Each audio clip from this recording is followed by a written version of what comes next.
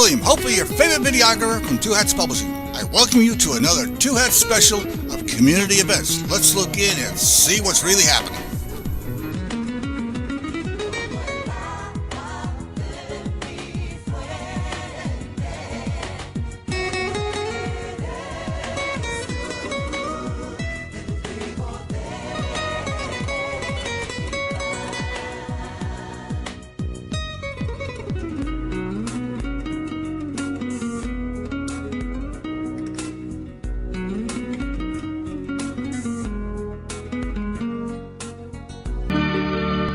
And good afternoon and welcome to Lambda Weekly. I'm Dave Taffet, and I am here in the studio with my two heathen partners, the late Patti Fink and the other heathen, Lerone Landis. Hey. Our guest, why did I introduce him that way? Our guest is Reverend Eric Folkerth from North Haven United Methodist Church. Welcome, Eric. Thank you. Great to be here. We're excited you're here today. Very this excited. Is my first time in the new studio. I was on the air in the old place a zillion times, and y'all are just down the street. I know. Like, That's why we didn't think of you. Yeah, right.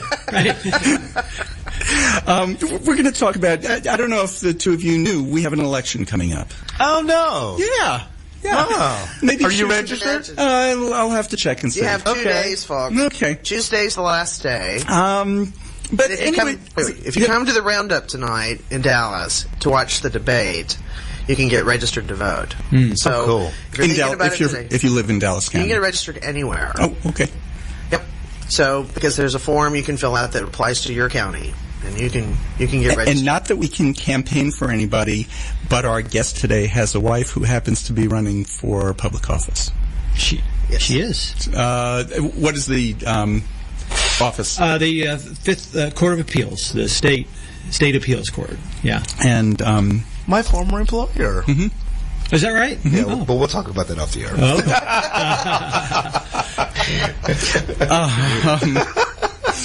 So anyway, we thought with this election coming up, with a pastor on the air with us, how about politics and ethics?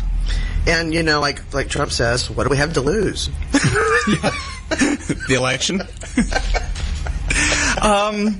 Okay, I want to start with, what's your favorite book of the Bible? Mine's 2 Corinthians. Yeah. James. I love James and the Gospel of Luke. And why? Because of the social justice pieces of those, because of the very clear commands to love our neighbors and to care for the poor and the needy.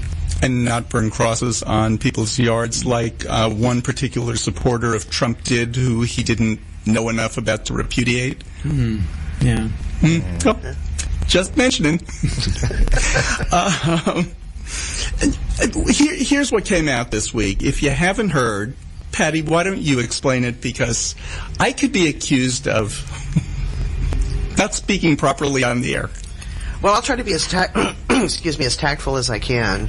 Lots of things happened this week.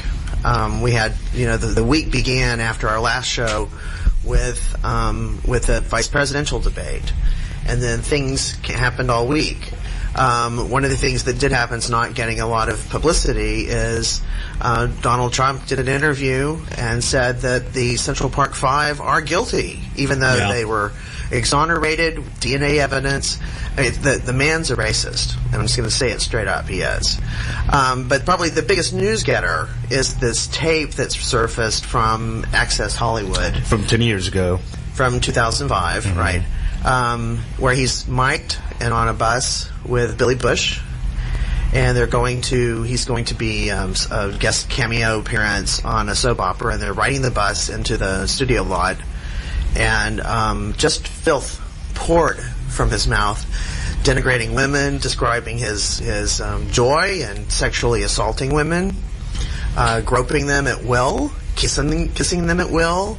He, bragged that he... And it was actually much more graphic than that. But I'm skipping the... Yeah. It's so graphic you can't talk about it. And that's fine. Okay, so here's my question. Why was this horrible statement the straw that broke the camel's back and not some of his other absolutely horrible, despicable things that he said about people? I think it's a very, very good question. I don't know how to answer that because, Patty, you just mentioned the Central Park 5 thing is as equally horrifying. And I hope that gets some press in the next couple of days. I think people need to really understand that. These are... I mean, here in Dallas County, we know something about wrongful convictions. And exonerations. Right? And exonerations on DNA evidence. We've had a lot of those. I'm very proud that our law enforcement community has worked on that. Here are 5 innocent guys who served, some of them, almost their full term before they were exonerated by DNA evidence. So there's no question they didn't do the crime. And they have the guy who says he did it. Right. Who has confessed. And here is Donald Trump saying he still believes they did it. I mean, to me, so that's to your point, David. I'm just reiterating that. That's as horrifying to a statement to make. I don't know. I don't know how to answer why this is the one that's causing... Because I had heard the statement, and then I thought, oh, okay, another, so we'll lose a little bit more support. Yeah. Right. Yeah. And then it blew up. I love this tweet where this guy says, those who are just now finding it, these speeches or this speech vile are just only slightly less vile than Donald Trump because of that very thing. Because we've had vile from the beginning. And suddenly this gets their nerve. It's a little strange. And it's interesting that there's been several tweets that the reason why this is the one that has broke the straw, the camel's back, is because he's referring to white women. Yeah. And not that that's not true, but it's just an interesting dichotomy because on one hand, that could be it, but on the other hand, you got Hillary Clinton over here, who's also obviously a white woman, and I think she has suffered, or, dealing with, just in my opinion, horrendous sexism during this campaign. I read one of the fact that she is having to deal with something that her husband did. Well, she has nothing to do with that.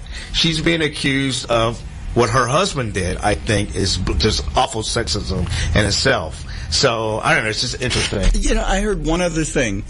In this one, he's actually saying he did these sexual assaults. Right. In the others, he's not saying he kept Muslims out of the country. He's saying that's a good policy. Point. Yeah.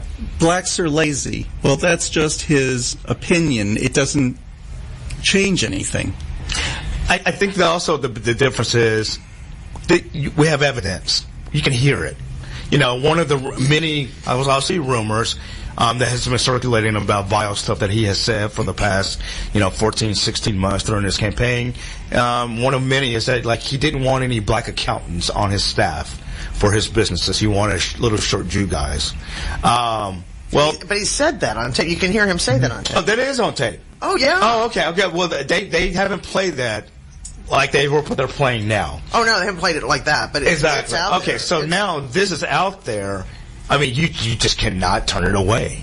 So I think that might have and Jews are saying, what were these accountants thinking? I do think that you may be onto something because it's a tape about his own intentions in his own life and the things that he has personally done, and that is, your political views about what you might do to Muslims or immigrants. Those are horrible views, but you haven't actually done it, and this is talking about stuff he's done. So that does make it more personal for sure. But in the campaign, like last year, he was bragging about having affairs with married women. Oh, absolutely. He's bragged about it for years. And so he himself is saying he's done these things. Yeah. But it didn't rattle and change then. So would that be unethical?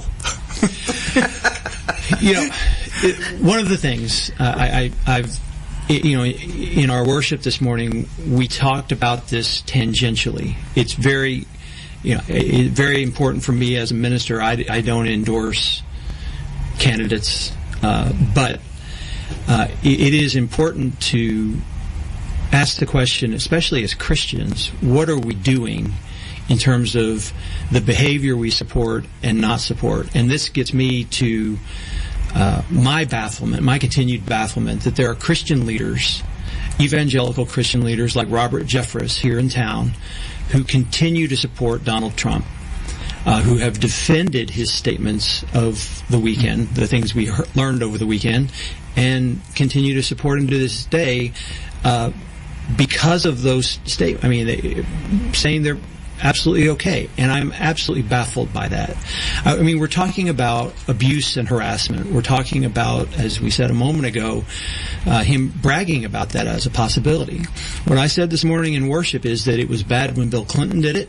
I was angry, frustrated with Bill Clinton. There was no excuse when he did it, and it's bad that Donald Trump has apparently done this serially over his life, and I don't understand how evangelical Christian leaders can dismiss that. So when you had lunch with Robert Jeffress this week, what did he say?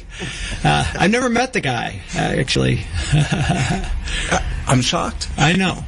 Okay, so before the show, Lerone, you were saying you feel there's a difference between what Bill Clinton did. And you know, we talked about it before the show, and I think you have cleared it up. But you know, in general, I don't understand this correlation of bringing Bill Clinton's name up in lieu of what Donald Trump has been revealed as far as on tape. I just don't see the correlation.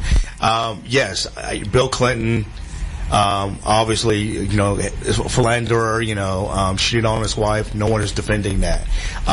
But to me, having consensual sexual relations with someone else, it's not the same thing as going up groping women who didn't ask to be.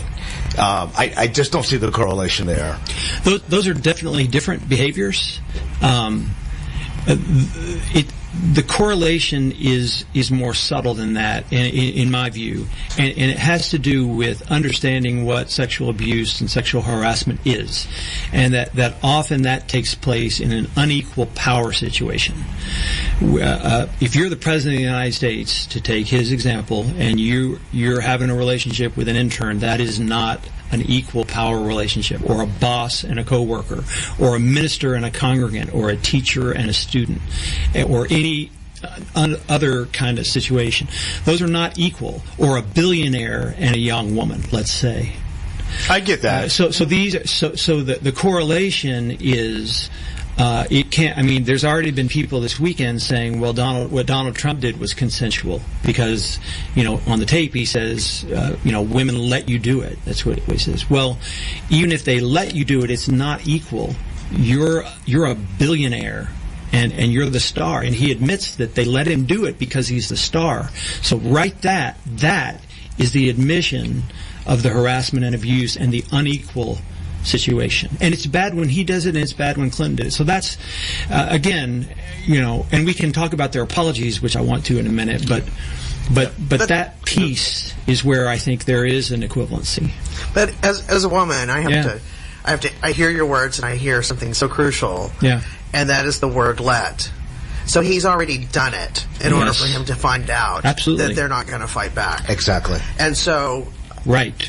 You know, and that to me just crawls all over me when he said those words. They let you do it.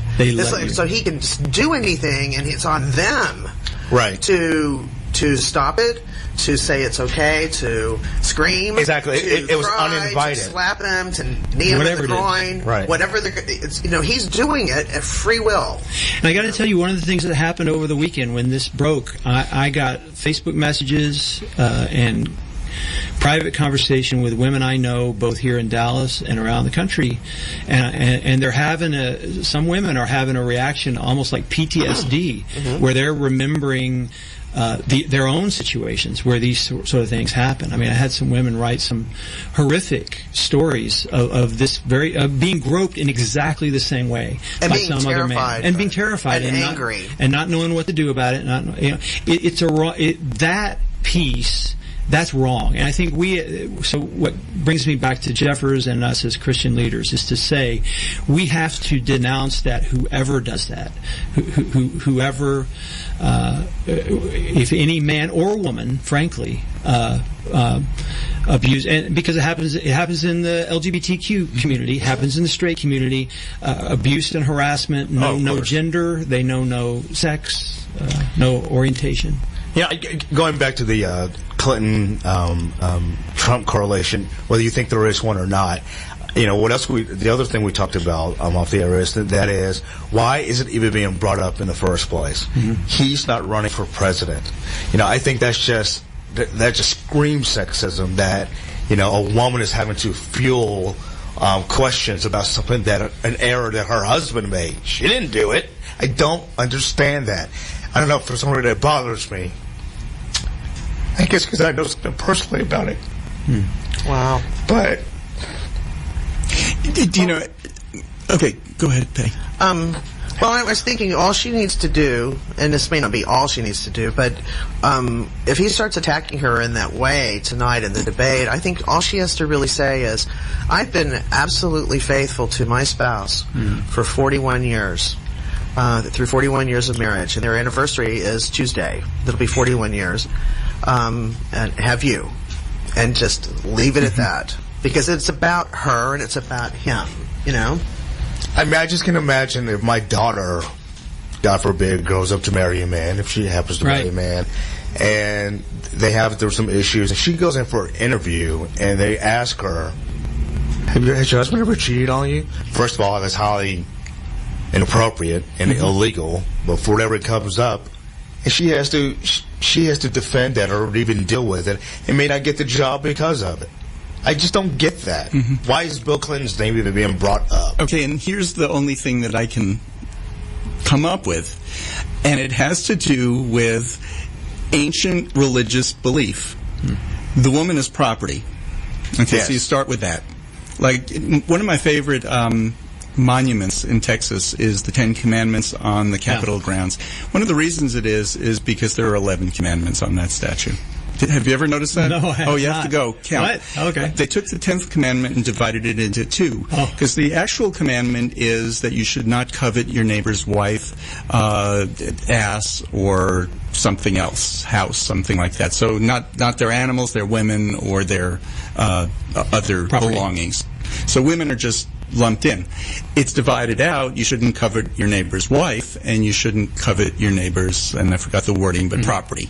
So that it becomes no adultery and no theft. That's not what it was meant to be. And that's not how women were treated. Women were treated like property. So in this case, if he cheated, it's obviously her fault. Right. Yeah. What really gets me is the right-wing Trump supporters are saying that she threatened women who have a connection to Bill Clinton. And that's just simply not true. They've made that crap up. And for Donald Trump to retweet this thing about Juanita Broderick and her tweet and her accusation that Bill Clinton raped her, I mean, it's flowing now on social media.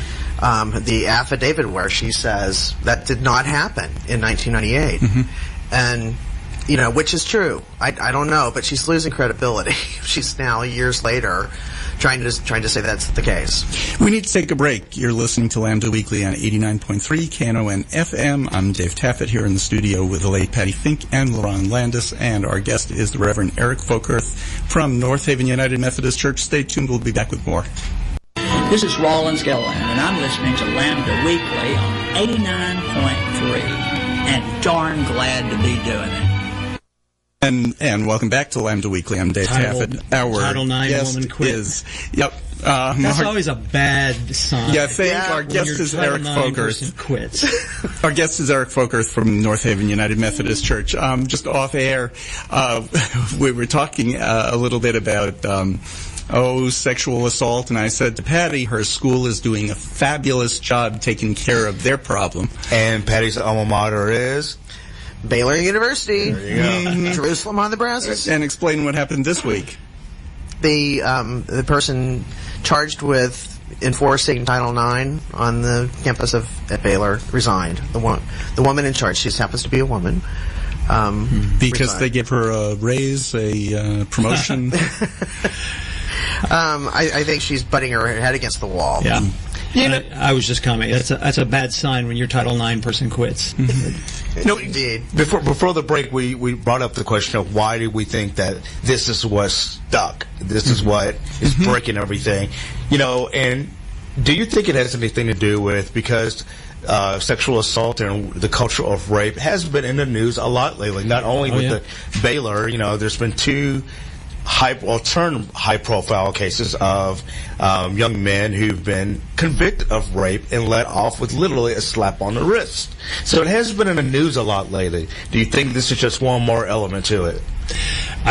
And we said off mic again, I think it's because so many women have their own stories that they carry. I mean, I think almost every woman I know has a story of harassment or actual abuse or assault. It's kind of horrifying when you start to peel it back.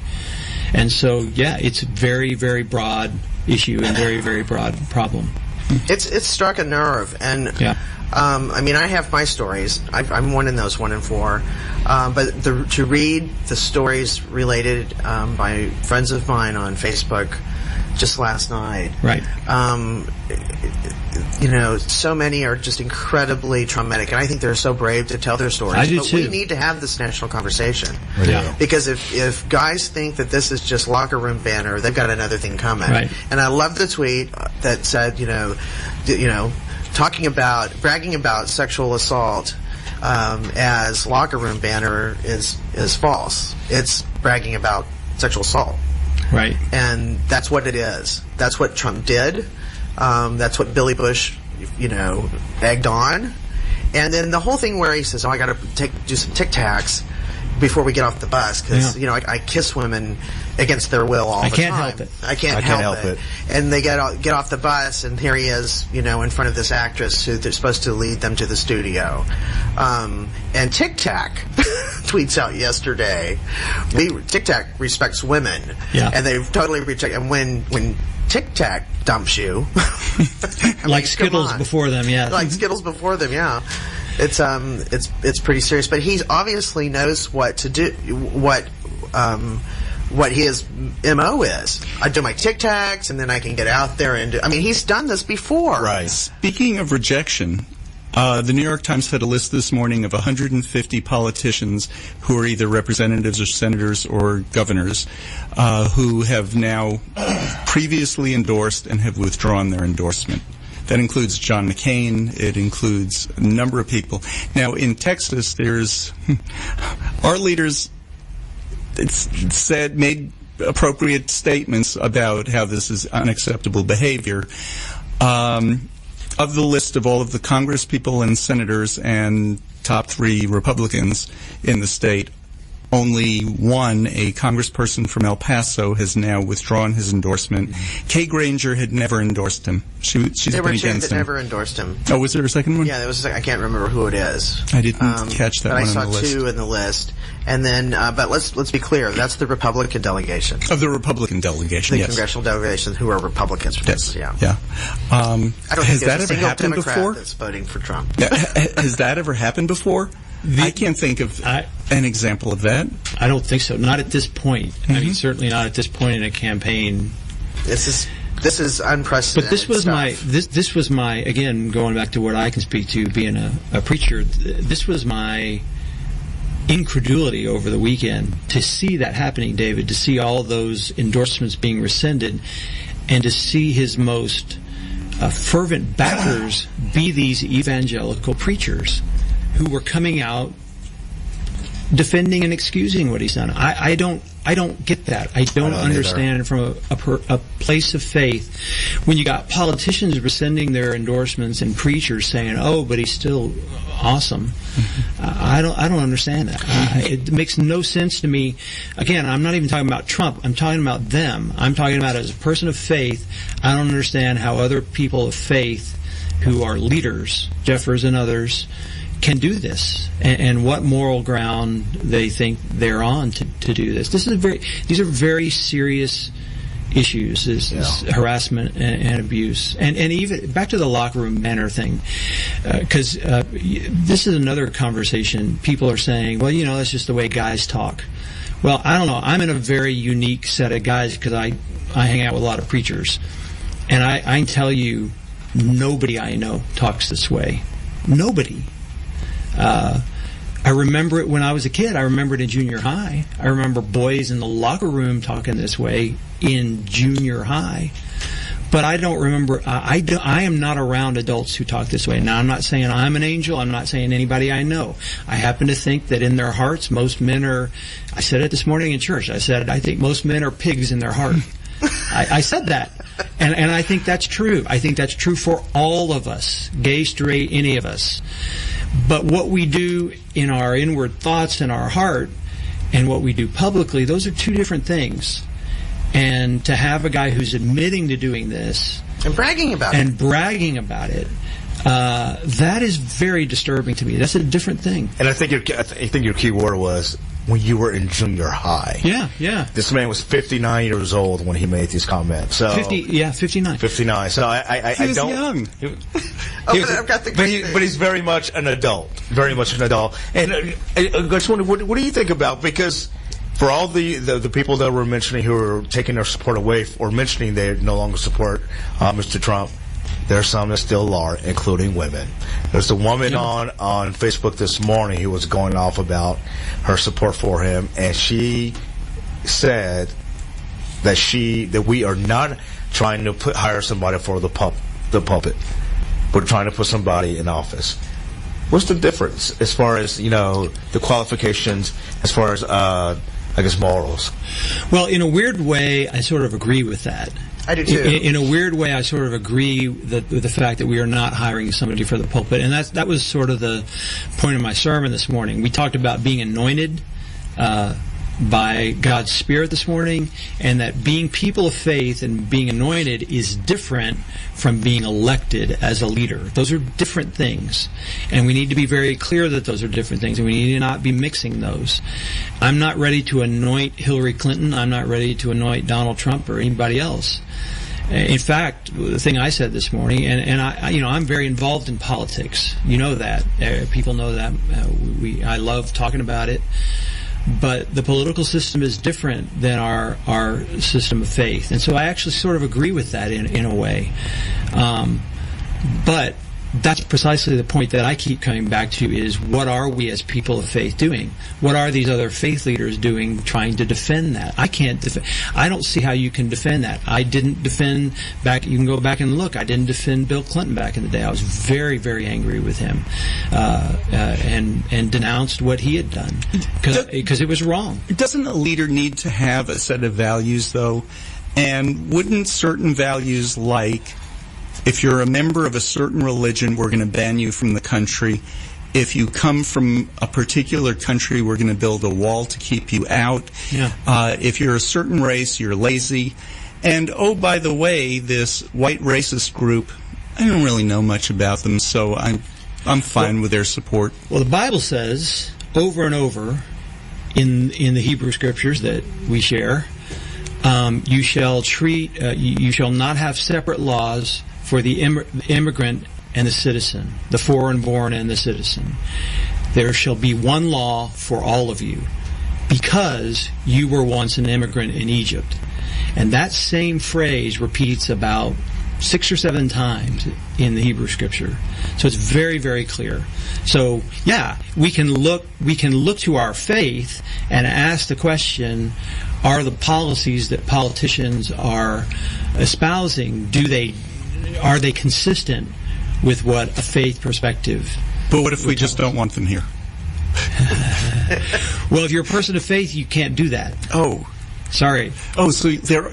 And my point was, you don't want to promote a certain religion. You want to know that whoever is president is going to represent everybody. Right. But shouldn't there be some universal values that leaders share? Yeah. I just want to share this really well done post on Facebook from a friend of mine. I don't know if he wants his name mentioned, but are we being fair to Donald Trump? Let's not forget that he made these remarks many, many years ago. He was just 60 years old. Today, he's a far different and more mature adult. The reckless years of his 60s are so distant in time, they fail to reflect the temperance of the man he is today. People grow. Donald is not the same silly boy who bragged to every Facebook friend over 70, haven't you done things you later regretted? like reveling in the fact that you could grab a woman in any place you chose with complete impunity due to your celebrity and vast wealth. Be honest. And I mean, it's to your point that it was just basically 10 years ago. And he's such a changed man now. This is what he wanted to say in his apology, which was not an apology at all.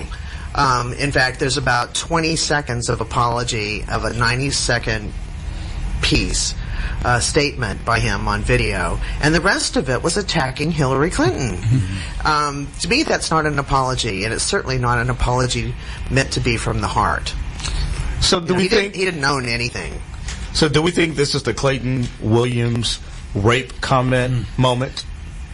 Wayne Slater does.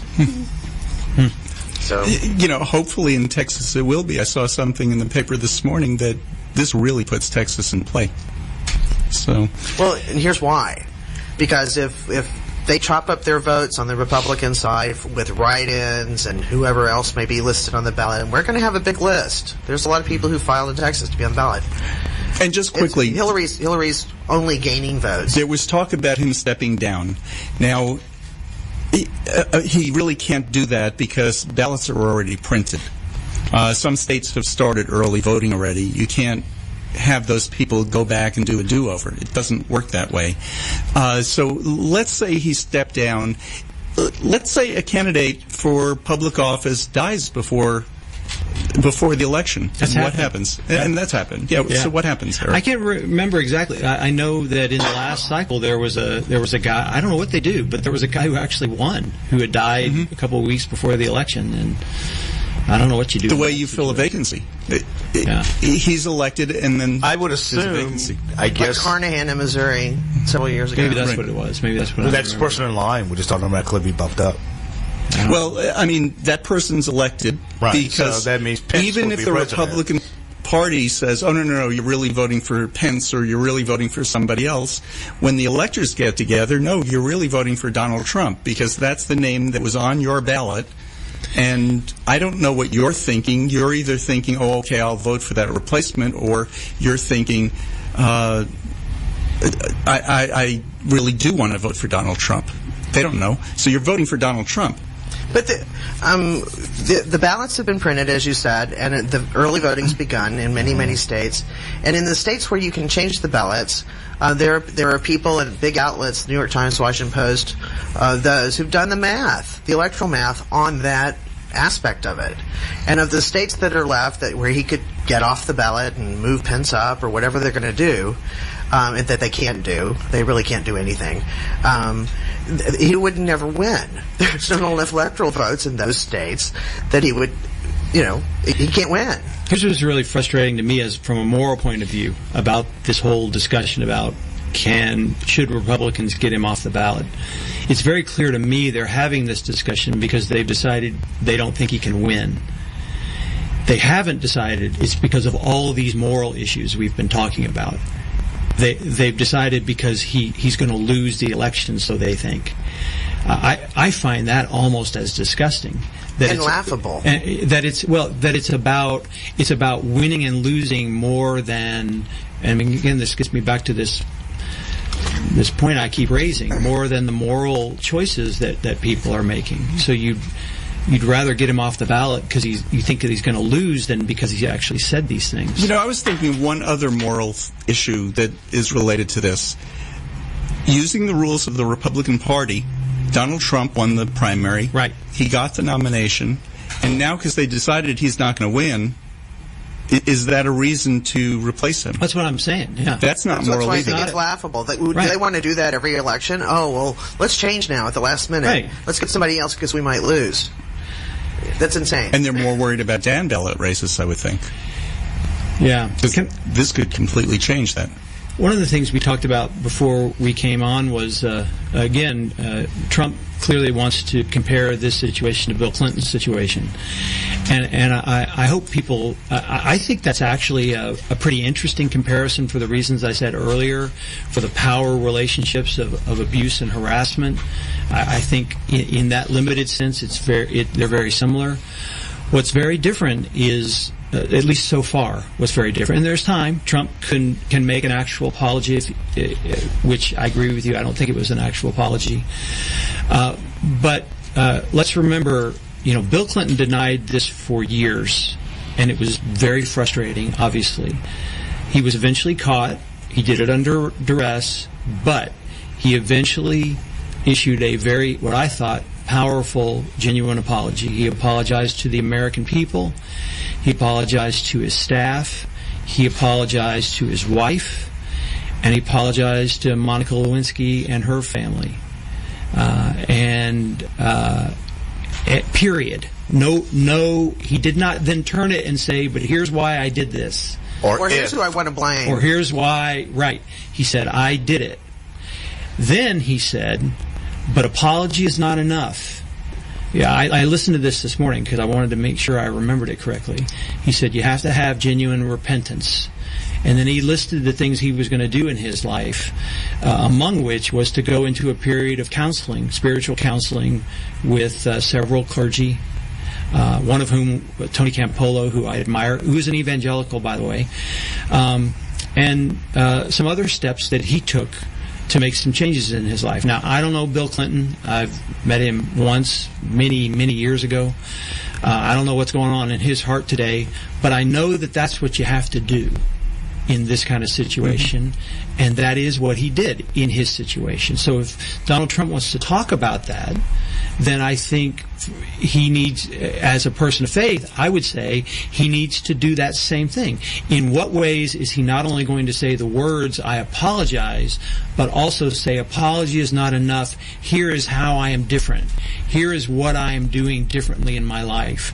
Here are the steps I am taking to ensure that I will not treat women this way or say these things about women. If you're going to talk about apples to apples, that's what he's going to need to do. And then this is the tweet from Richard Hines, paraphrasing Trump on this. Don't judge me on the man I was 10 years ago, but please judge Hillary on the man her husband was 20 years ago. Right, before his apology. Correct. Precisely my point. I have one quick Bill Clinton story. When he was first running for office, so it had to be 92, maybe it was even back in 91, he had a stop up somewhere in northeast Texas on his way to Dallas for a campaign appearance. And there was a small crowd that had gathered to see him, and the press was there but hadn't gotten to the spot where he was going to be speaking yet.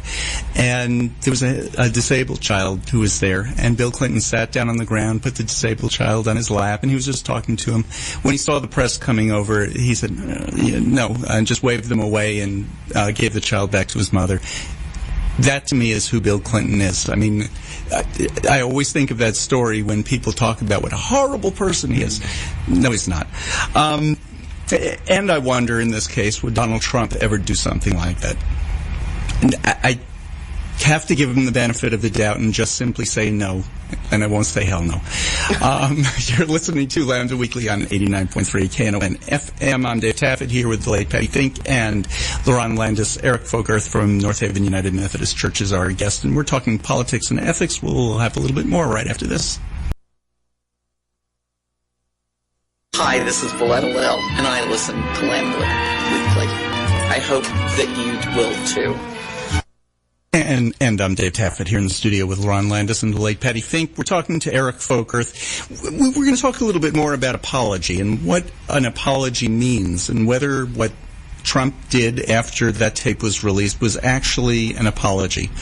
Well, the first statement, the written statement, was not, because it said, if you're offended. If you're offended. That's a big old conditional one.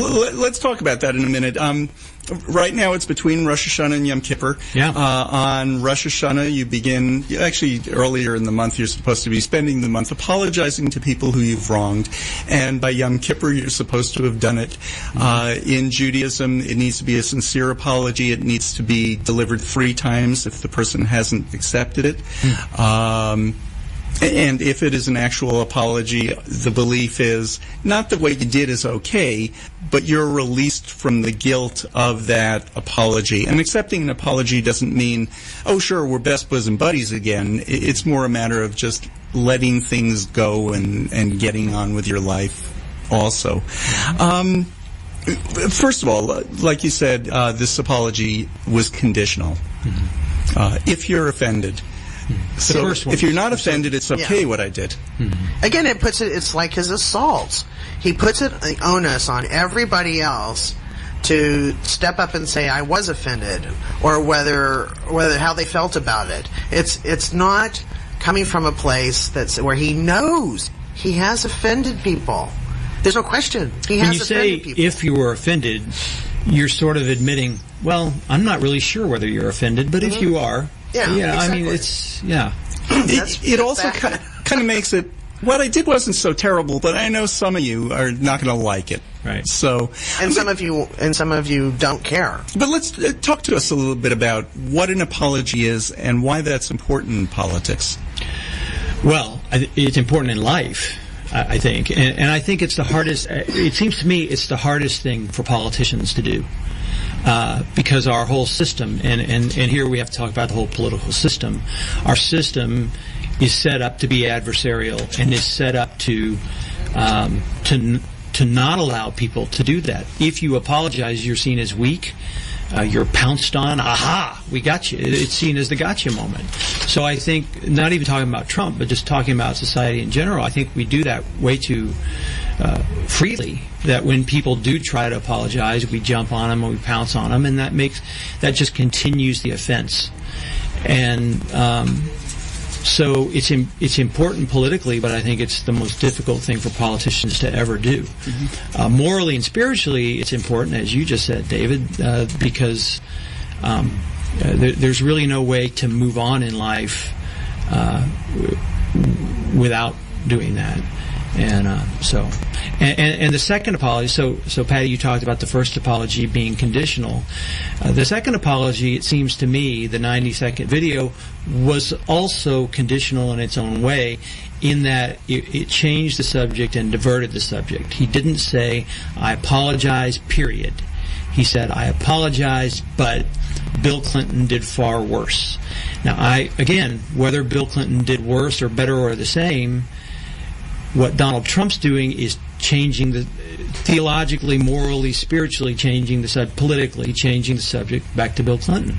And he's ignoring, and that he's asking people not to pay attention to him, but to say, well, what I did wasn't so bad. And the second piece is completely missing, and that is, after apology, what are you going to do that's different?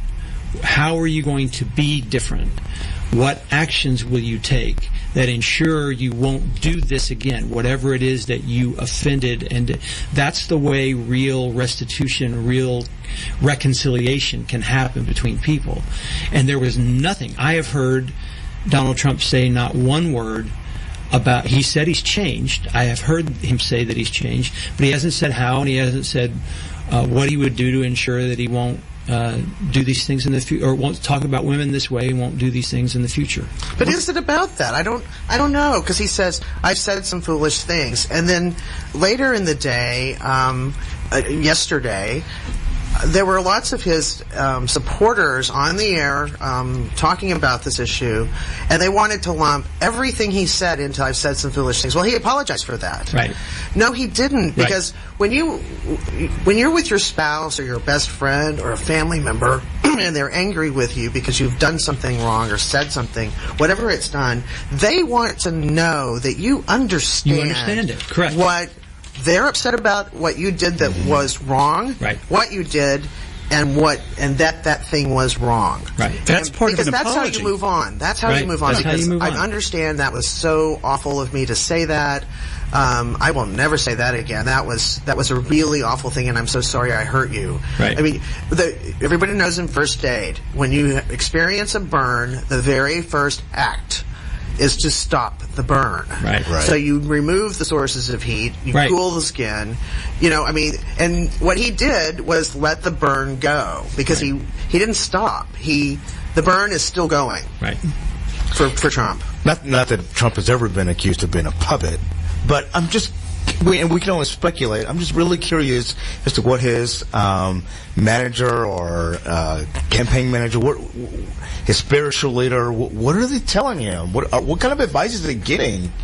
He's getting none because they've left, and that's to my point. As I was saying during the break, he's been kind of left high and dry, and they say he's insulated in Trump Tower and he's not speaking to anybody. So he's going to roll into that debate tonight with no prep, with no positive way that he can turn this around. He's got nothing going for him tonight.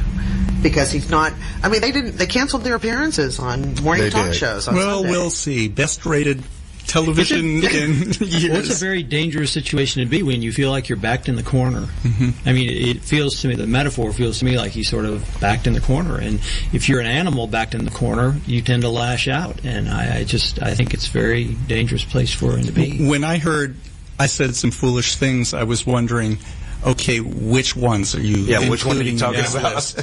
That's important. It's important to name. That's what I'm saying. It's important to name what those things are. That's real apology.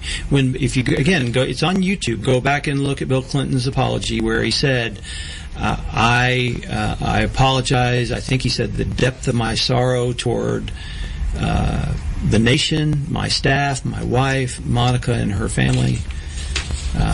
Is immeasurable. I can't remember his exact words, but he named specifically what it was. And you know what's interesting to me is that in all those years since, there's never been another accusation. There's never been. Nope. Yeah. He's really led an exemplary life. We can hope. I don't know his soul. You don't. Right. Let's hope. But for appearances, he's out there working for humanity. Yeah. I mean, the Clinton Foundation is saving probably 11 million people a year with HIV and AIDS medications. I mean, his works are good. That's one area they work in. Yeah, one area. But we've not seen any sort of accusations or even hint at them in the years since he was in the White House. Or at least we haven't. One of the things that's been interesting, obviously, working in the church, you get to know a lot about charity and faith-based charities and secular charities and how they work together. And this whole conversation about the Clinton Foundation and the Clintons has been fascinating to me, too, because it's well documented that 90% of Clinton Foundation money goes to these causes you're talking about, to HIV prevention, to works with the poor here in our country. 90%. Which is very good. Let me tell you something. Incredibly good. As a person of faith who works with charities, who has evaluated charity, I've been on committees that evaluated charities, a 90% rate of return directly to the cause is excellent. That is considered outstanding. 10% overhead. That overhead, by the way, does not go to Bill and Hillary, which is the most maddening piece. Or Chelsea, which is the most maddening piece of the conversation, the insinuation that they have become wealthy because of the charity. And so what it does is there's all this conversation about the pay-for-play conversation with the charity. So what's the pay for play? So Hillary's asking for donations for foreign governments that go to AIDS drugs for Africa? Oh no. She got foreign governments to pay for AIDS drugs for Africa. Oh, what a terrible thing. I don't understand what the pay... I've never understood what is the pay for play. And it's really like 6 to 8 people among thousands that she met with over 4 years as Secretary of State. But I still don't understand. What is the quid pro quo there? Again, to compare Trump's foundation, it's documented that his foundation has made political contributions, which is against the law for a nonprofit to do. And he's been fined for it. So there's a definite quid pro quo there. Charitable money going to political causes. Okay, let's say there was pay for play. Worst case scenario. So I got your government to do something good, and now I'm going to give you something for it as Secretary of State, in so much as I'm able to. And that thing, which we're both working for the same goal, is going to be to your benefit.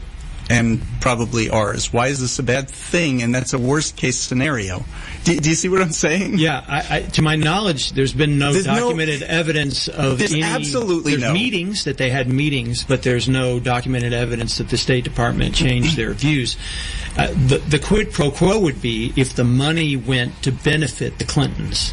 And the money didn't go. None of the money from the Clinton Foundation benefits the Clintons. They made their money on... You can argue, should you make money on speaking fees or all that? Okay, fine. Or books, whatever. But the foundation... Excuse me, Ronald Reagan perfected that. Yeah. I'm saying you can. But you can't argue, you can't say that they got rich or personally benefited from the foundation. Right. If a foreign government gave money to the foundation, it saved a kid's life in Africa. That's what that money did. So I commend that. I commend anytime charitable donations go to make the world a better place, I commend that. So I've never understood that whole conversation about the foundation. It's coming from the same people who are against the ACA or against expanding Medicaid. How could religious leaders be against that? You're giving health care to people who can't otherwise afford it. Isn't that something... I mean, look at our hospitals here in town. There's Methodist hospitals, I mentioned you first, Presbyterian, Baylor, which started as Baptist and Jewish. They're all religious institutions, or were. They're not many of them now. Yeah. They have religious roots. That's what religions have always done. Been concerned with health care, absolutely. Yeah. The United Methodist Church says we believe health care is a basic right. Yeah. So, okay, so we're talking about apologies. So you apologize. Then there's repentance for what you've done, and in some cases reconciliation. And again, the Clintons are being criticized for not divorcing. And I think that's so insane. I know. For anyone who's been in a relationship for a long time, you go through rough patches. I thought that's what... And periods of distrust and trust again, and you work through it. That's the idea of marriage, is that you are committed to one person through thick and thin, through all the litany of things in that vow. In part of the vows, till death do us part. I mean, and so they have worked through whatever they needed to work through, and they're still together, hadn't been divorced. But obviously these evangelical leaders don't think so. So in Christianity, Eric, is divorce a virtue? Well, that's what's ironic, especially among evangelical Christians, these same people we've been talking about the whole time. No, it's obviously not a virtue, and it has always been a very big deal. In fact, for decades, divorce was seen as disqualifying of somebody for public. I'm talking, in the 40s, 50s, 60s. Divorce would have been seen as disqualifying for a presidential candidate or for a clergy. Even to this day, unfortunately, there are divorced clergy frowned upon. Thankfully, much of that is changing. But in the conservative evangelical world, this world that we've been talking about, which I'm not a part of, and I sort of have to talk about them with the same bafflement that maybe y'all have. No, divorce is a terrible thing. And so, I don't understand the idea of, well, why didn't they get divorced? I think it's pretty remarkable that they've lasted all this year. I don't know what goes on in their house, but what I know is they've made the commitment to stay together, and that's a hard thing to do. I think it's hard to stay married to somebody that long, especially when you've been dealing with this kind of very public humiliation that they've both gone through over the years. And then earlier this week, as they were introducing this idea that they're going to be attacking Hillary based on Bill Clinton's behavior in the past, 20 years ago, the spokespeople out there doing this were Trump, who's been married 3 times. Yeah. His second marriage was an affair while he was still married, very public. Same with his third. With his third as well. Mm-hmm. And by the way, that tape on Friday was just a couple of months after he married Melania. He's doing his Tic Tac thing. And then we also have... start kissing a woman. He just can't help himself. He's a newlywed. Yep. And then Newt Gingrich is out there. Yes. Broaching this whole big thing. I've been married 3 times and, talked to his wife who had cancer in order to say, I'm leaving you, I'm divorcing you, in order to marry someone younger, my younger model. And then the third guy is Rudy Giuliani, who traipsed his girlfriend into Gracie Mansion in New York City, and his wife was livid. Get your girlfriend out of our home with our children. I mean, all of that.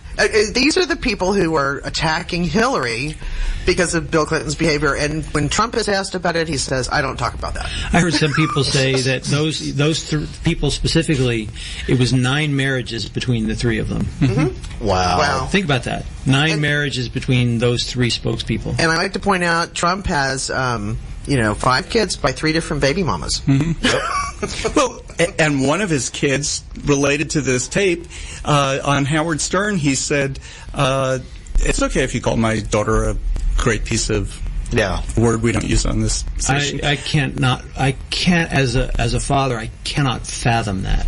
Lerone? It's just insane. No. Just wondering, we're not parents, Patty. I thought maybe it was okay. But you know what? I am a woman, and if I were Ivanka, I would be mortified by the things he said. After she was born, he said, I hope she's got, a hot body, and when she grows up, and then, he talked about if he weren't... It's what you wanted for your daughter, right? Exactly. If he wasn't her father, he would want to date her. I can't fathom it. I just can't fathom it. But this is a part of what we're talking about. Look, all men have this stuff in our minds that... is terrible, but we don't talk about it. And thank God we grow up, and some of us have daughters and learn how you're supposed to behave around women. And some of us don't have children, and we still still do it anyway. How to behave around other people. We're completely out of time. Eric, I want to thank you for being on. Thank you. Thanks so much, Eric. Right down the street from us. Yeah, come back again. Be happy to. And we'll be back next week with more Lambda Weekly. Have a good week.